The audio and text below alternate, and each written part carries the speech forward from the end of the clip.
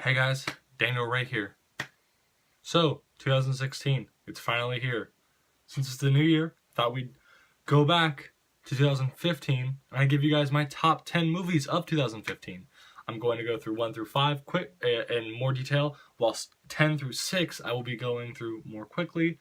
That way this video doesn't take too much of your time, because I don't want to do that at all. That's nothing I want to do. I do not want to take up your time. So let's get right into it. Number 10 is The Martian, starring Matt Damon. This movie was great. I really liked it. It was Matt Damon. He's stuck on Mars, and as far as we know, he's destined to die. But he is optimistic, and he does not want that, so he's going to science the crap out of everything to survive however many days it's going to take for a rescue mission to come back. Matt Damon was great in this. Jeff Daniels was great in this. Jessica Chastain, Michael Pena. A huge cast that was all amazing. And I really liked it. The science was tangible, it was fun, and I could understand it, so it went smoothly. I was never confused about anything, and I liked it a lot. It was fun, it was really funny, especially for a movie about a guy destined to die on Mars. Number 9, we have a movie that came out of nowhere in February, the graveyard month for movies, The Kingsman, Secret Service. Like I said in my Spectre review, 2015 was the year of The Spy.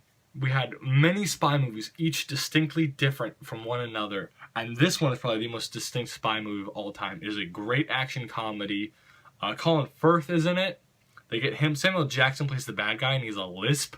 His henchman has like one of those cool, like I said in my third review, is a classic Bond villain, one of those corks. She has swords for legs. It's amazing. It's great. It's fun. It's funny. Great action, amazing, and I loved the film. Number 8 is the sci-fi thriller of the year, Ex Machina. Like I said, of The Martian being a very tangible science, this is even more so a very tangible science fiction. Not so much in the way of explaining science, but it's like, yeah, I can see that happening.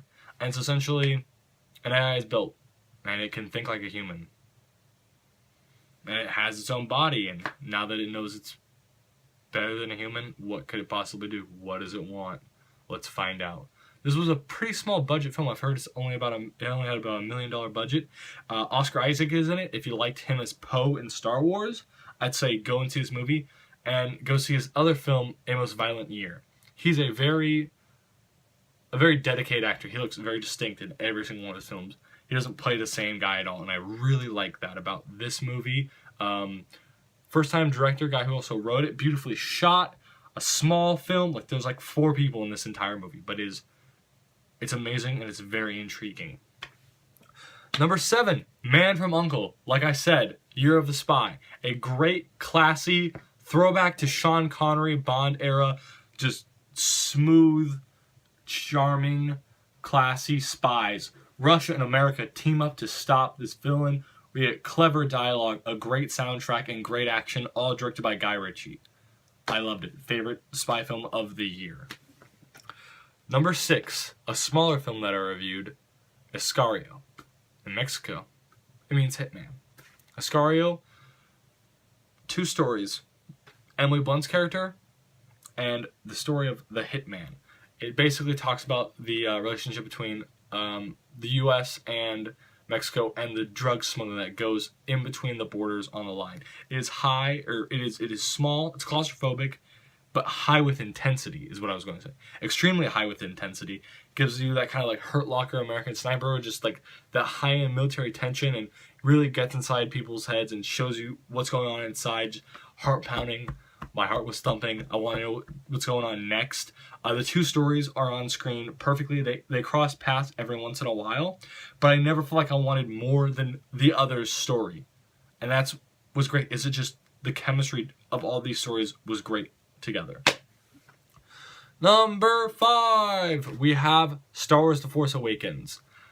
I personally was not on the hype train. I did not think this was going to be the greatest movie of all time. That being said, it did exceed my expectations. I was happy. I liked the J.J. Abrams Star Trek movies. It was Star Wars, Star Trek. It was a very action-y Star Trek. It was essentially Star Wars. And so when I found out he was directing, I was like, no, this is what he wants. He wants Star Wars, and he's gotten Star Wars. And it was more than just a solid Star Wars film. It was something that I really enjoyed, and it was memorable, getting the old and the new together, really developing the newer characters and making them very likable. I liked it a lot. It was funny. It had that nice comedic timing when it needed to be. Had that snappy dialogue from Finn and Han Solo, and I love that. I can't wait to see another one.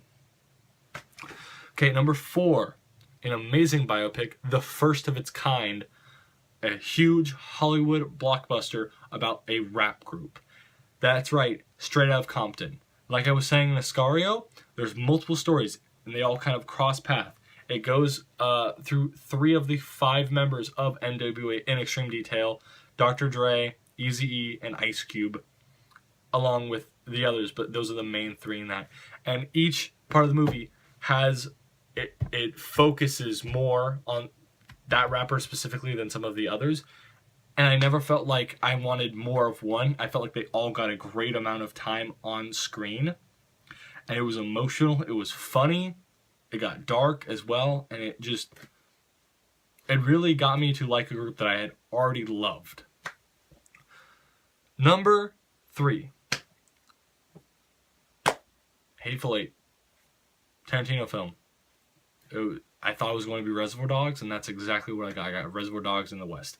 X's happened. Who's the culprit? Who's the culprit? I know I said I'd go into a little more detail on this, but honestly, I don't want to ruin anything. It's 3 hours of Tarantino dialogue. It's a whodunit. Go and see this movie. You will enjoy it. I promise you. Number 2. I said this before. This was my number 1 film of the summer. Mad Max Fury Road. I loved this movie. Great pyrotechnics, great practical effects.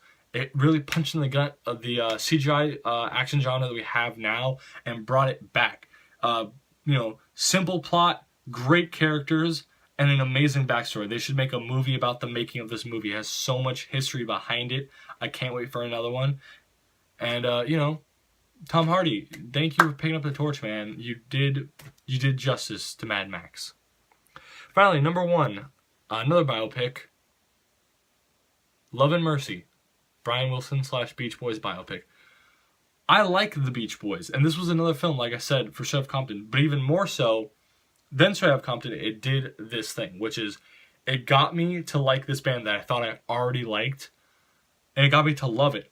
It taught me so much. It's like I had like a 2-hour conversation with someone who's with the Beach Boys. I was like, let me tell you these stories. Let me tell you what no one else knew. It put me on up and down of an emotional roller coaster. Paul Dano plays the younger Brian Wilson. He does a great job. Great set of pipes on the dude. John Cusack plays a great tormented older Brian Wilson. And the 2 of these sides mesh together perfectly to give me a full story of Brian Wilson that I never thought I knew. And I wanted to go home immediately and just research all more. Not that it didn't give me enough, but I just wanted to know so much more. I loved it. I suggest that movie to all of you. So, number 1, like I said, Love and Mercy. Anyway, guys, that's my top 10 list. Top 10 films of 2015. Hope you guys liked it. See you soon.